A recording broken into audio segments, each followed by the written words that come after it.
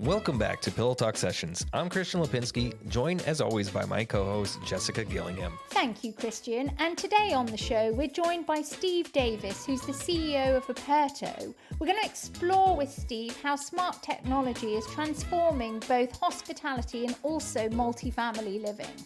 We'll also dive into the parallels between the lodging sectors, the challenges of scaling technology, and how operators can leverage IoT and automation to enhance the resident experience. Steve, thank you so much for joining us on the Pillow Talk Sessions podcast. It's great to have you. I've known you for a while now. I always really enjoy having a conversation with you.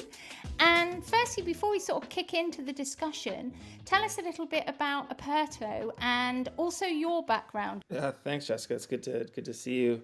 Operto has been, I think, one of the oldest serving folks in the short-term rental for sure industry on the technology side. The company was founded in 2016, was sort of the first forays into digital access through doors and sort of using smart locks to be able to enable hosts to manage their portfolios remotely and all that.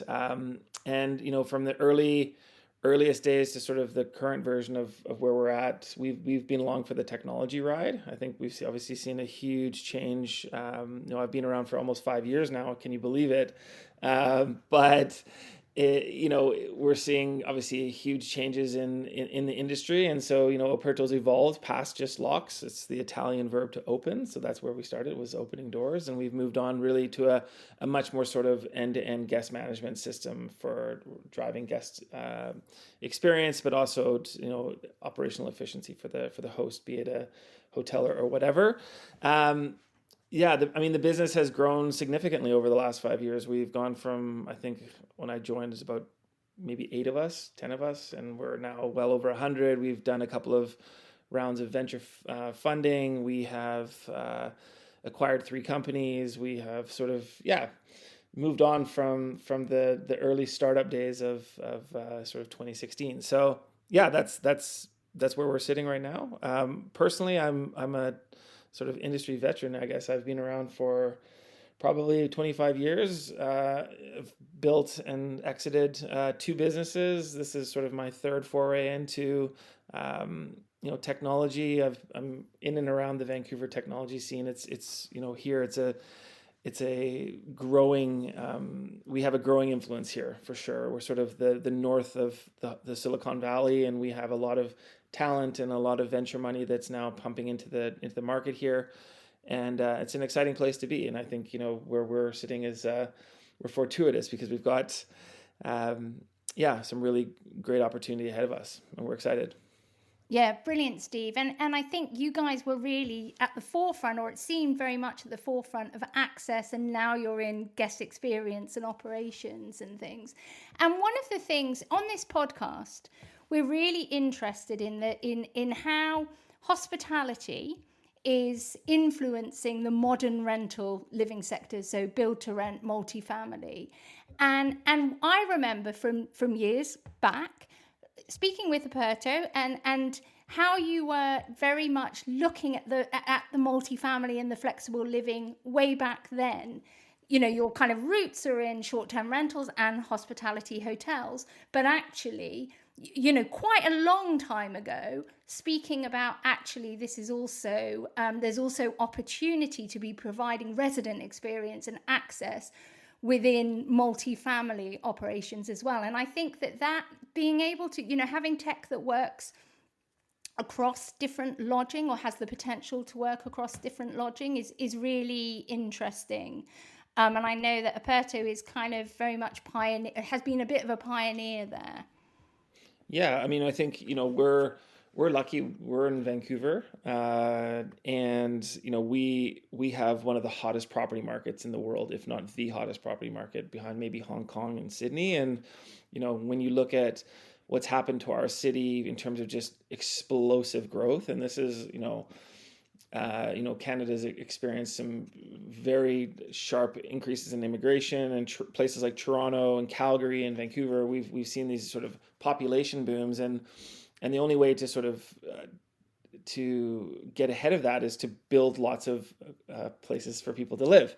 And so multifamily has really taken off. I mean, we are lucky. We sit here with mega developers here in Vancouver who are all across North America. And so they've got, tens of thousands of units literally, but they're headquartered here. And so we've been able to,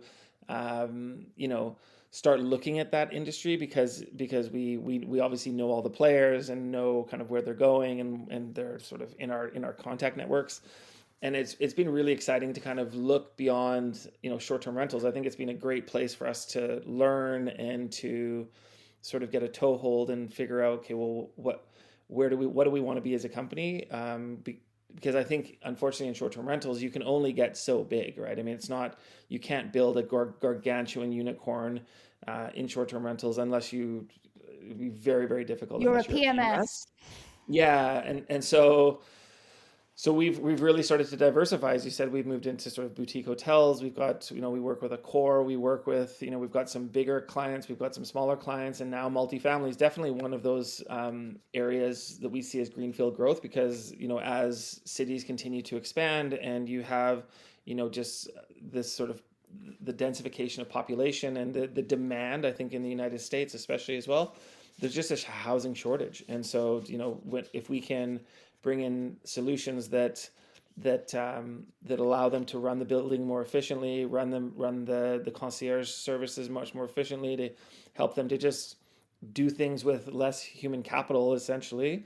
That's music to any strata's ears, and so that's where we're spending an increasing amount of time building into that space. Yeah, and I think that what I always think is because of the nature of short-term rentals, because of the difficulty of operating, units that might be very diverse in different locations, if you can build a solution that is good for short-term rentals, other verticals, lodging verticals, are kind of almost easy peasy compared to the complexity of short-term rentals. So it's kind of a natural evolution. It's probably a lot harder to go the other way because of that complexity. I totally agree. I mean, I just look at the complexity of our housekeeping, maintenance, cleaning services product, right? And the complexity that is required to run a short-term rental, much higher than running even a hotel, to be totally honest. It's wild. So you have this sort of smaller scaled business, but a much more complex use case versus multifamily or even boutiques. It's a much more of a rinse repeat. Whereas you have that one property looks different from the next inside of a property manager's portfolio. It's not easy because there is consistency, but there's still lots of nuance as well. So yeah, I agree with you. It's pretty crazy to go and solve the most difficult problem first, and then wheel back and go actually take almost a pre-built solution into a larger TAM. Because let's be honest, the hotel market, I don't know what the factor is, but it's probably 10, 15 times bigger than the short-term rental market. And multifamily is just immensely big as well. So again, that's area for growth for us. It feels also like multifamily, even though it's more sophisticated market, it's a much bigger market, it still also has that potential for prop tech to come in and make changes. It's still very much an open opportunity for tech companies to kind of come in and with solutions for operators. Like, it is behind in terms of tech adoption for operations as well as resident experience. For sure. I mean, we have to assume at this point in 2025 that regardless of you're a guest or you're a tenant, you are a digitally native person. And so folks the expectation is that, yes, I can do everything on my phone. And if there's something wrong, I can sort it out through my phone. And so if you have that kind of assumption, then yes, you do need technology to unlock literally everything from the door to the way that you communicate with the building, with the maintenance guys, with inside of between tenants. Like there's just opportunity for a much more efficiently run building, using the right pieces of technology. And it doesn't have to be incredibly expensive or onerous, or it really is just meant to soften the edges around day-to-day operations, right? Well, I suppose, I mean, we've covered a lot of, in the first topic, we were talking about the lodging similarities, but I suppose I kind of want to dig a little bit deeper into that. How can multifamily operators, adopt tech that's flexible enough to work across different types of properties? Because again, it's very different in build to rent or multifamily, co-living, things like this. But are there any examples where this, cross industry approach has worked well? Yeah, I mean, we have buildings here in Vancouver where you have short-term rentals and you have multifamily in the same building. For us, the solutions are not the difference really becomes how someone sort of checks in and checks out and what their sort of day-to-day interaction with the building is. So is it a concierge at the front desk? Is it the security guards that are walking around the building? Is it like there's those kind of nuances, but the actual we consider the most important part of any guest journey to be like, can they get into the building? Can they get into the room? Can they get into the pool? Can they get into into the the common rooms or all those kind of things? Because if they can't, then they're stuck, right? And then everything you kind of layer on top. But no, I mean, we don't see huge differences. I think where you start to see opportunity. I think in short-term rentals, there's been a real push towards sort of upsells around like early check-in, late checkout, like, pet cleaning fees, that kind of stuff. And then in multifamily, really what you're trying to offer is like, how do you get the person quickly in touch if there's something wrong in the building, or they see something that's not quite right, or they want to pay their rent, or they want to pay like for like those kind of things. So there is like a fintech angle, I think, on both sides, but they're different when you're doing short-term rental versus like a longer-term rental. But yeah, no, that the core technology is the same. It's the way that the guest or the tenant interacts with it is where the difference is. Yeah, no, that's great. And I want to talk a little bit about, the mobile being digital first. As a resident, being digital first. We used to everything on our mobile, from our airline tickets to, booking doctor's appointments through apps, whatever it might be. And I know your background is Apple, in your previous life. But if you were to think about the priorities, so for, let's say, a multifamily operator, build to rent operator, if they would think about the priorities of the kind of technology that would really matter to residents, and so maybe less so on the operational side but more on resident experience, but we could look at the operational side as well, what would you prioritize? So say they've got a very basic tech stack, they might have a PMS and basic things, but if they were really looking to kind of really do a digital transformation and sort of change things, and be more digital first for their residents, what do you think would be a priority to look at? So one of the places where we believe there's points of differentiation is in how a tenant or a guest is able to make requests of the building and have those requests actually fulfilled. So when you look at in a multifamily sort of play stage, like if I was staying in a multifamily and I had something wrong with my plumbing or my heating, or there was something, I noticed something was broken, or there's a hole in the wall or whatever, the ability for that tenant to be able to quickly action, like, hey, I found this, there's something wrong that I found, or this isn't working, or this is broken, or I need help with X or Y or Z, and have your tech stack be able to not only sort of prioritize through it, like, and this is where AI starts to come in, right? Where you start to have that loop around, like, okay, what are the basic things that a tenant needs that can be answered through AI, but where in places where things cannot be solved, how do we actually create like a ticketing system or some sort of fulfillment loop so that the guest can, or the tenant can actually say, okay, we've received your request.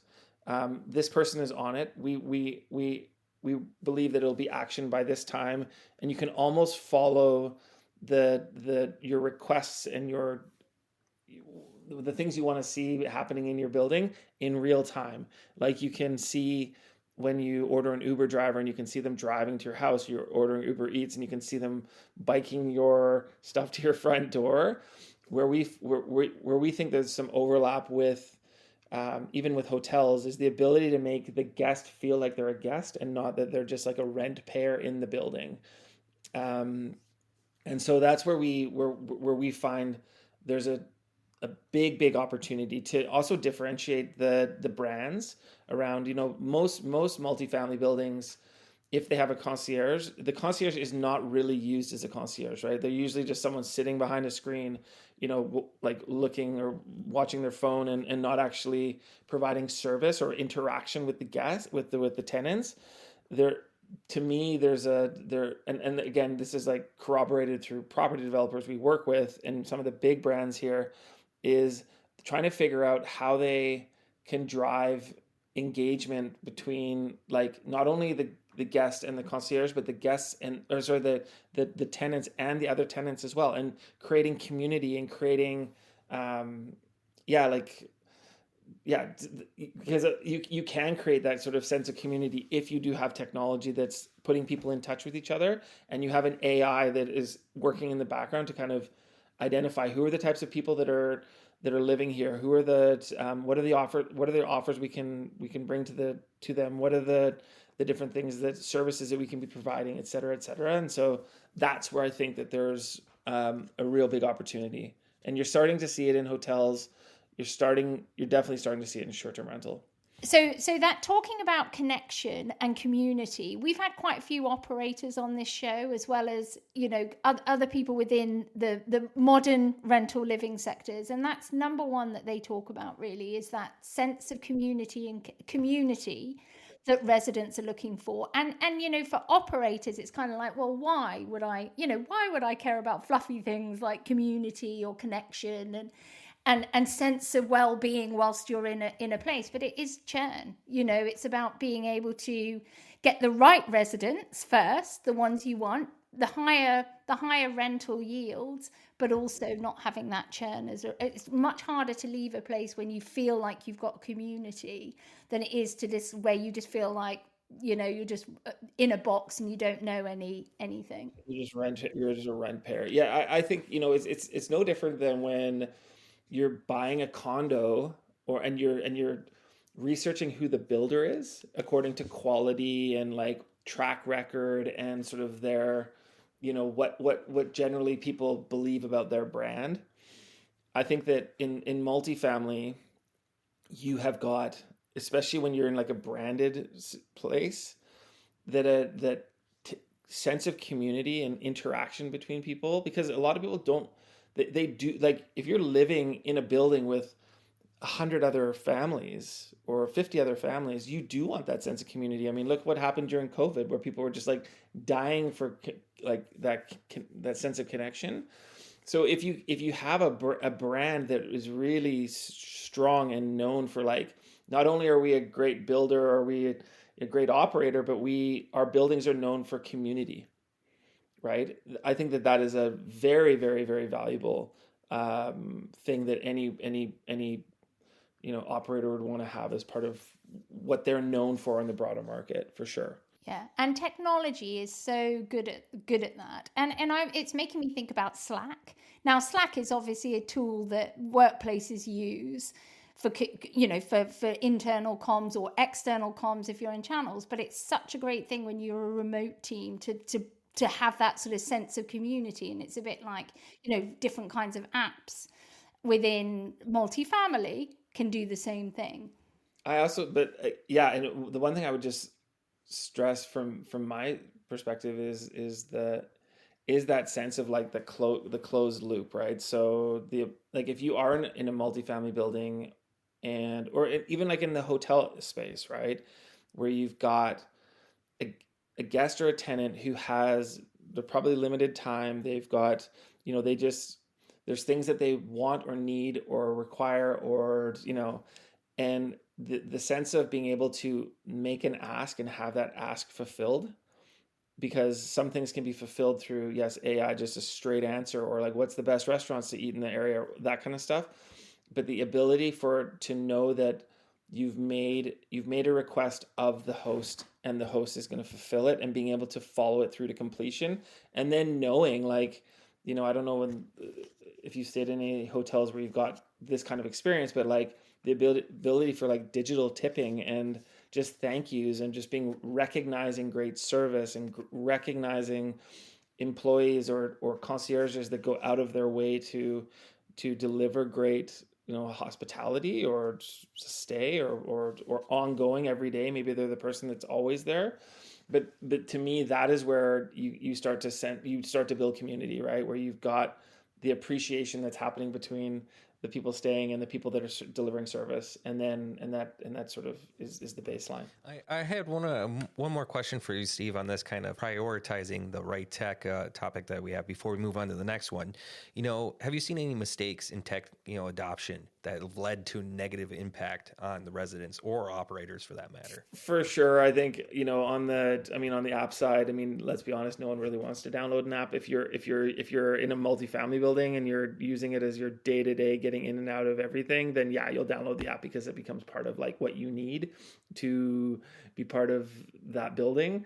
Yeah, short-term rentals, I think, has made multiple mistakes here of forcing people to download things, forcing people to, into their desired workflows or work streams. Yeah, listen, when we look at the most important place to start with most folks, it's usually on the housekeeping side, to be honest. It's usually the most painful thing, and it doesn't matter which part of accommodation you're in. It is like maintenance, housekeeping, cleaning, turning over the units, maintaining the foyer or the common rooms, or like that kind of stuff is actually the day-to-day pain in the butt of being in this market. So usually we'll try and push people in that direction, like solve that problem, because that problem's not going away. And then all the other stuff is really just the overlay of what kind of experience do you want the person who's staying with you or renting from you to have. And that at that point you can choose, variety of different guest applications. You can how you check in guests, how controlling parking lots, and all the kind of other things that technology can do. But yeah, what we do see and what we have seen is someone comes in and says, like, I want the whole thing, I want the whole buffet, and really it's not about the technology. Usually works. Most vendors are pretty good, but the challenge is the change management, right? So if you do have a larger staff, it is difficult. If you just go, hey, yeah, listen, on Monday when you come in, you'll see that we've changed everything. And by the way, like, just figure it out. And there's no real plan to like show people why you're moving to a new system, or what the desired outcomes of the new system are, or what the plan is to sort of ease your way into some sort of digital transformation. That's usually where the problem where things go wrong, where the staff or the people that are actually using the stuff are not consulted or brought along in the decision making process. It's like the owner's like, well, I went to this show and I decided that I'm going to switch everything, and this is the way we're going to run now. But then they're not the ones on the day-to-day working with it. So that's really where we've seen most of the problems is like just getting a little bit over their skis, but then also just not doing it necessarily in consultation with the people going to use it. Yeah, and it's such a good point. And I have written a book, as you know, because you're in the book, and which is coming out in the summer, which is around tech-enabled hospitality. So it's about technology for hotels and short-term rentals. And one of the kind of the themes has been around culture and mindset when you do digital change, when you change technology or bring it on board or whatever it is, how important that cultural mindset is. How important it is to get the strategy right. So it has to come top down, the reasoning of why you're changing technology, but then also that change management as well kind of has came out as quite a core theme. within the research of the book. I just want to go, before we move on to another topic, just make a point where you sort of said basically the table stakes in a way is the sort of the stuff that has to happen. So clean common areas, maintenance, all those things. Because if you don't do those things, that's when, and even, in multifamily and the living sectors, reviews matter. It's not just hotels and short-term rentals, reviews of condos, reviews of brands, recommendations and things like that. And that's kind of the number one that will impact how your residents, rate your offering of what you're doing. And it's the kind of thing that can change. You can't change the location, you can't change the necessarily the noise outside or whatever, the traffic, or whether something, the location, I guess, is the thing you can't change. But that stuff you can really change and make quite a big difference in terms of how it's then experienced. Yeah, and I think, when you look at any booking website or any review website, what are people talking about? They're always talking about the cleanliness of the building, of the room, of the bed, of the things. And then the second is probably location, right? Is it close to the touristy stuff I want to see and that kind of stuff? But overarching, and this is one of the things that I believe holds back the sectors like the short-term rental market, right? Is the consistency between one to the next to the next to the next of different Airbnbs. Like, it's such a crapshoot when you open that door of what you're going to find, right? And that is just a reflection of the maturity of the industry, or the people, or the low barriers to entry to get into the industry. But when you swim upstream and you start talking about bigger hotels or multifamily, or like where there's real operators involved and real money, that's where that level of professionalization has to be there, because they literally live and die by the reviews and the word of mouth between tenants, and the what people are saying on Reddit and that kind of stuff. It's critical. So yeah, we always start with like the highest pain point is it clean, and then we kind of we layer on everything after that. So I'm curious on, I want to talk a bit about Operto because, of course, you talked about in hospitality and short-term rentals. How does this transition from hospitality technology solutions, to this multifamily applications shape your product development? Are there any kind of unique demands that may have surprised you when kind of moving the technology to this new living sector? No, I think like it's more the nuanced things around, and this is stuff we're currently building, is like rental collection, like strata, like getting information from stratas to the tenants, getting like parcel deliveries, garbage days, like just like things that are just different about how a building runs versus like a standalone property. And so, but on I think at the core, very, very similar. Obviously tying into intercom systems and that kind of stuff is a little bit different. But yeah, no, I think it's more just the use case of the building's different. And so, but the nice thing is the way that we've architected our platform is that it's all just API, it's a world of APIs. So if there's things you want to add in that can be done, if there's, as new and interesting technologies appear in the market, we can just basically bring those to our dashboard and tie those in. So, yeah, we try and keep things super simple, but I think that the overlay, but honestly on the tech stack side, is probably like the PMSs are obviously different. Like in multifamily, you got the Yardies and those kind of guys, and then in the short-term rental, you got something different, and then you got the Oracles and the hotels, and so the PMS is obviously the big point of differentiation. But in terms of the core technology stack for delivering good guest experience, I think is very, very similar, with differences around the edges. Can I ask a bit about the APIs and what might be possible? So if a multifamily operator wanted to also have some co-working within the building, Is it like, and obviously there might be that the individual desks might be needing to be rented, or it might be office rooms that are rented for board meetings, that sort of thing. How would that work? Is that the kind of thing that they can use an API to kind of connect to Operto, and they can book that then through the software? Yeah, so in that particular use case, we're not actually doing that yet. Those common spaces, like where you've got the only PMS I've seen, and I could be completely wrong and corrected here, is I've seen Muse has really nailed this for sure. Looking at the hotel in this particular case as a collection of different spaces that can be sort of rented out or monetized. Now, that is whether there are PMSs that are doing that in the multifamily space, I don't know. But I do think that again, it is a huge revenue opportunity for these operators to really monetize these spaces.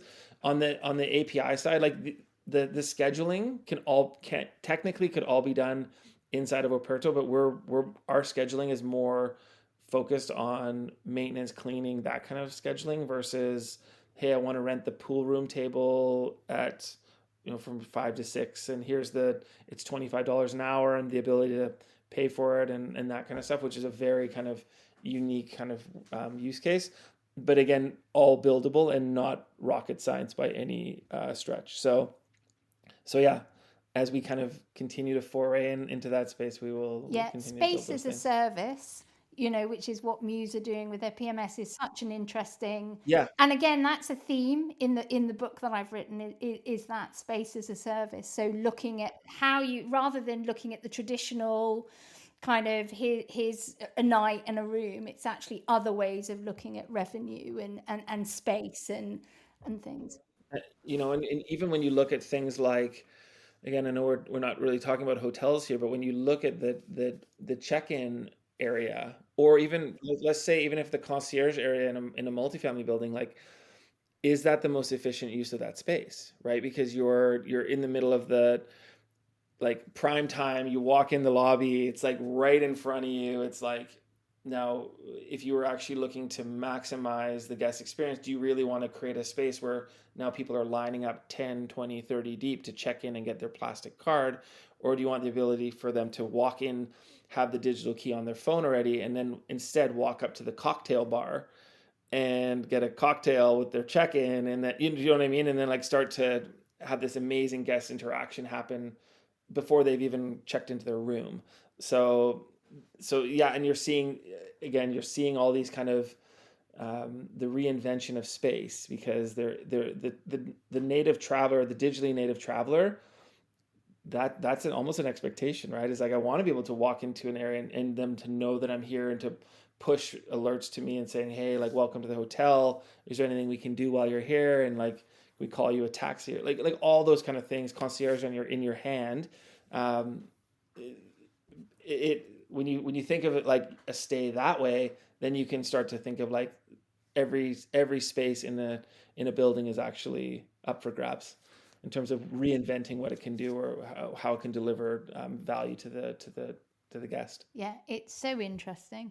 That shift, because that again is a mindset shift to look at buildings differently. But I think it's really exciting when I look at those kind of upstarts. Well, they're not upstarts anymore, but the true disruptors, especially in the PMS space. It's like, this is what the next generation of travelers are going to want, expect, and require. So And these operators, I mean, they have to really look at, scalable technology. That's the other side of it.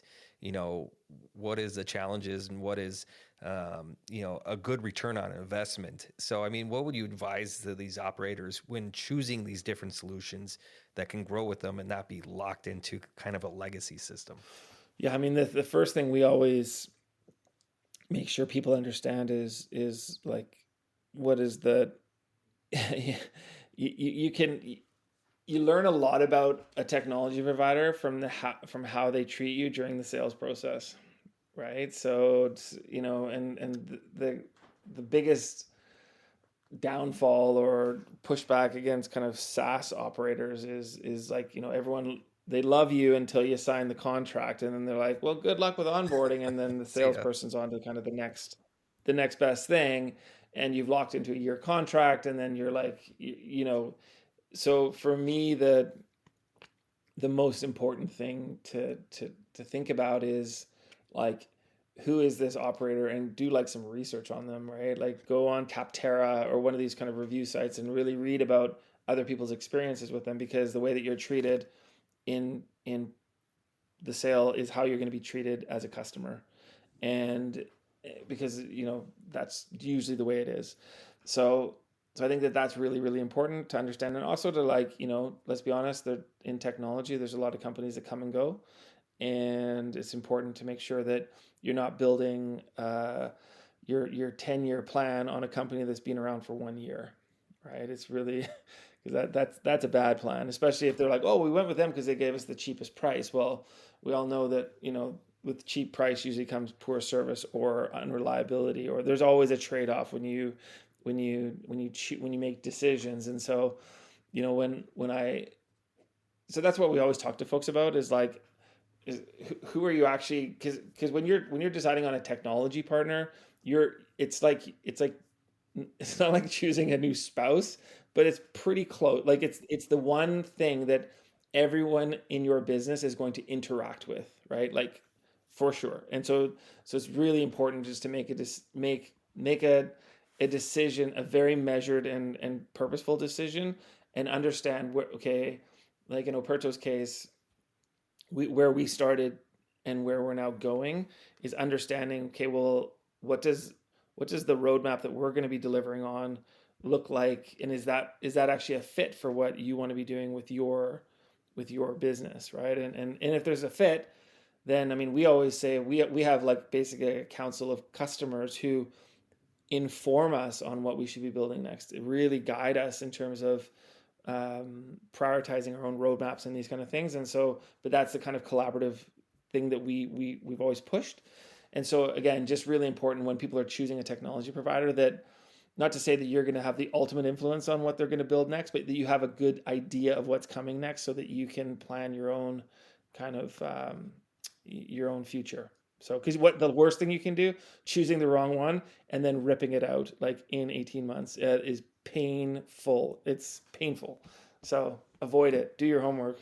Do you think, though, that operators need help knowing what they might need as they grow? And also, especially, we've just seen AI, we've got agent AI now. Like, there might be things that are coming down the road that operators just don't even know exist, or so they might not know what the problems are going to be as they grow, but then also not knowing what the solutions might be. Having this conversation in 12 months from now would be very interesting, because agentic AI is going to fundamentally disrupt the SaaS market. It is going to, yeah.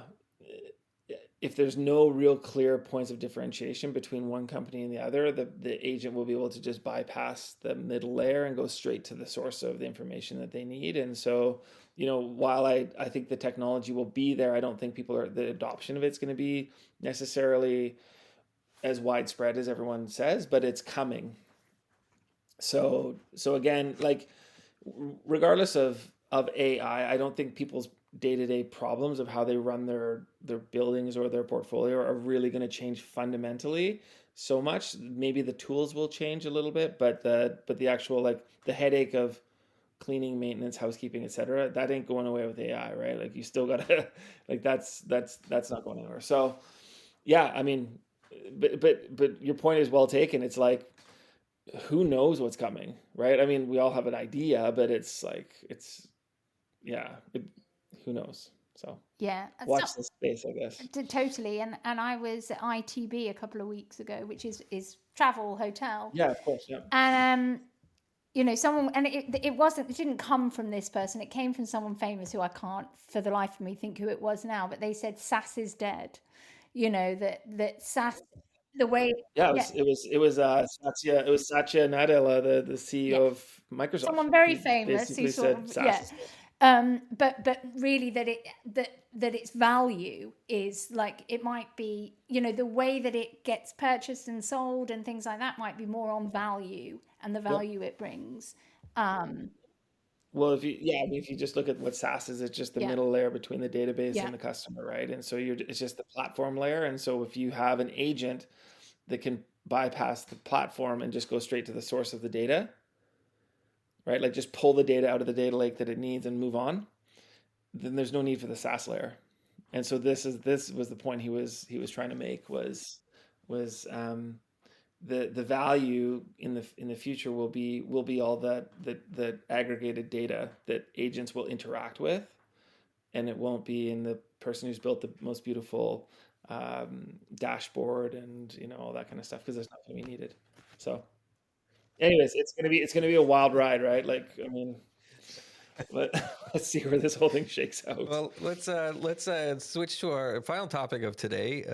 Is we're going to talk a bit about the future, and especially as it relates to Internet of Things, or IoT.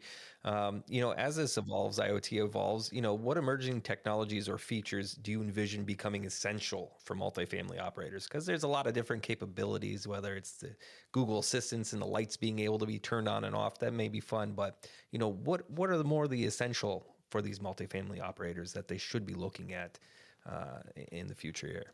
Oh, I mean, it's such a good question.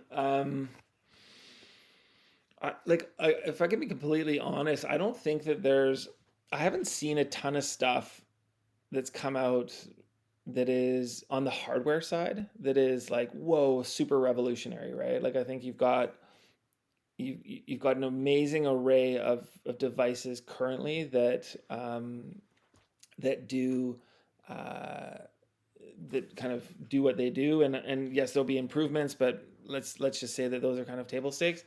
Going back to the last conversation we just had was around when what does it look like when every person is surrounded by personal agents that are interacting with IoT devices inside a unit or a hotel room or a short-term rental, and to me that is where you're going to see like just wild things happening, where you can just making requests of the IoT devices in real time that are driven by guest preference, and like, again, I don't even know where this stuff is going to go, so I don't even want to like throw a dart and guess, but I think where IoT will become, it's a functional thing, like digital locks, open close. You know, it can track basic data about you, but where the real interesting improvements are going to be is around the collection of guest data and preferences, and how they move inside a building, how they interact with the room, how they interact with the services on prem, and then being able to aggregate all that data so that the next time that either that person comes back, or you've got a traveler profile which fits very similarly into that type of traveler, like a business traveler or a traveler coming with their spouse and two kids or whatever, that the ability for the building or hotel or whatever to create a curated stay for that type of traveler profile, and IoT will play a role in that as well. So, I always use the idea of, like, imagine you're, again, sitting by the pool, and your phone buzzes and it says, "Hey, listen, the cleaners just entered your room. Is there anything you'd like them to take care of while, or the maintenance person has just arrived on site? Is there anything you'd like them to take care of?" And you can like literally interact with them in real time, and make sure and know that these tasks are being completed, and being able to watch those tasks being completed in real time, and then being able to sort of thank, tip, close the loop on that service piece. I think and that's all enabled through motion sensors, smart locks, um, but there's other IoT for sure in there. You could, like, humidity sensors and like temperature control and all those kind of things are just aggregators of like a great guest stay to me. So yeah, I don't know if we're going to see new stuff, but I think how people interact with it is gonna change for sure. And then how do you see that for residents, tenants in multifamily buildings? What would that look like for them? My experience with well, I mean, like, kind of in the explanation I just kind of gave you there is the ability to it for me the big unlock here is actually just the communication inside the building, right? And the ability for someone who's staying there to be absolutely up to date. They're not reading the boring once a month strata newsletter that comes out and these are the changes that were made at the strata meeting, and like no one reads that crap. But it's like what is happening in the like that is either going to affect me or things that can make my experience of being a tenant in the building even better than they are. And what are the things that the building is offering that maybe I don't even know that are available to me, or things that I can request of the building to make my stay better. And to me that is like, even for something like, again, back to the last thing, if you had a plumber coming into your apartment and the door opens and they're coming in on a code or a digital key that is tagged to that the plumber, just the ability to say like, hey, did you know they've just entered the apartment, they're scheduled for an hour and a half stay, here's the number you can, if you need to communicate with them, if there's anything else that you'd like them to look at while you're there, just basics. But again, the only way you would know that is with a smart lock or a sensor that's picked up a change in temperature or CO2 levels in the room, or if someone's smoking, or like to me, like the devices become the thing that enables the communication. That it's not necessarily like the latest or coolest device. It just kind of does what it's meant to do, but it triggers a conversation or an interaction between tenant and tenant, or sorry, like the guest and the building or the concierge or whatever. That's where I think the value. One thing I heard that really I think would be very valuable is for safety reasons as well. We were talking to one guest and they're talking about how if the room is monitored as the doors open, but it's and the person entered but then never left, and then there's no movement inside the room, that they can send somebody up to check on them, do a welfare check and things like this. So there's a lot of capabilities of this technology where it's not intrusive, but also could support the residents in a lot of different ways. I mean, on that note, I think this is a good place to wrap up today's conversation. But before we go, Steve, anything coming up with Operto, or anything that you guys want to let our audience know that they should be looking out for? No, I think we covered most of it. I mean, as we were speaking at the beginning, we're a 10 plus year technology company that's been in the space for longer than most. And, we cut our teeth in the sort of short-term rental hospitality space. And we've, moved on to, now we do all the digital keys and doors for Accor hotels, and globally. So, we've really kind of grown up as a business. And we're building solutions that are meant to power amazing guest stays, and at the end of the day, happy guests equals direct bookings. It creates word of mouth. It creates brand. It creates like all those kind of things. And again, we're just trying to build thoughtful technology solutions that really like just make people's stays more enjoyable and memorable. So yeah, if you want to check it out, operto.com, and we'd love to chat to you. Great. Thank you, Steve. Thanks so much for coming on Pillow Talk Sessions. It's been great speaking with you. My pleasure. Anytime. And that wraps it up for us today. So thank you guys so much for joining us on this episode of Pillow Talk Sessions. To stay connected and catch every new episode, do us a favor and head over to pillowtalksessions.com to subscribe. And be sure to follow us on LinkedIn for more insights and interviews with leaders who are shaping the future of hospitality, multifamily living, and community-driven spaces. Thanks again for tuning in, and we'll see you next time on Pillow Talk Sessions.